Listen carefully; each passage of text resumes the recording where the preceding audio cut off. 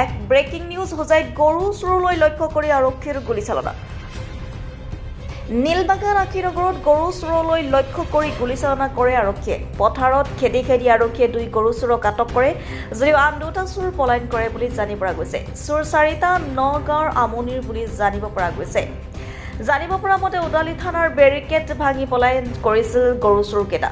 চোৰকেইটাক ধৰিবলৈ পিছে আহিছিল আৰক্ষীৰ বাহন আৰু নীলবাগানত মুবাৰক বস্তিত গুলীচালনা কৰে আৰক্ষীয়ে।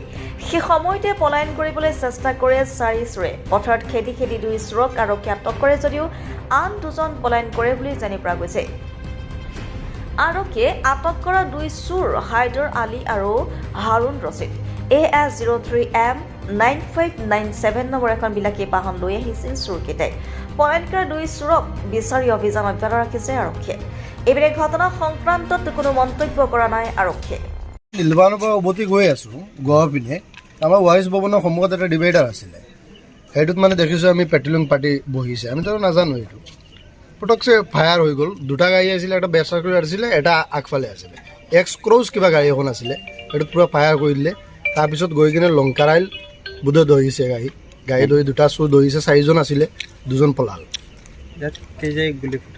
গুলি মোটামুটি আমাৰ দেখা দিয়াতে 4-5টামান গুলি হৈছে। লংকা আৰু 6-7টামান হৈছে। লংকাৰাইল বুলি কয় আমাৰ পেট্ৰল পাম্পৰ ওচৰত। চোৰকেইটা গড় ক'ত গম পাই নেকি? মানে চোৰকেইটাতো শুনা পাইছোঁ যে হেৰিত ক'ত আমনিৰ হয়। ইয়াৰে 2জনক ধৰিছে পুলিচে আৰু 2জন পলাই গৈছে। আৰু গাঁৱৰ মানুহেও অলপ সহায় কৰিছে চোৰকেইটা ধৰাত। গতিকে ৰমজান মাহ চলি আছে আৰু চাৰিওফালে চোৰৰ এটা আতংক। গৰু চোৰ আৰু কিছুমান বস্তু পোৱা গৈছে, মানে সন্দেহজনক বস্তু দেখিছে, পুলিচে উদ্ধাৰ কৰিছে। হোজাই পুলিচক বহুত ধন্যবাদ এই চোৰকেইজনক কৰায়ত্ব কৰাৰ কাৰণে।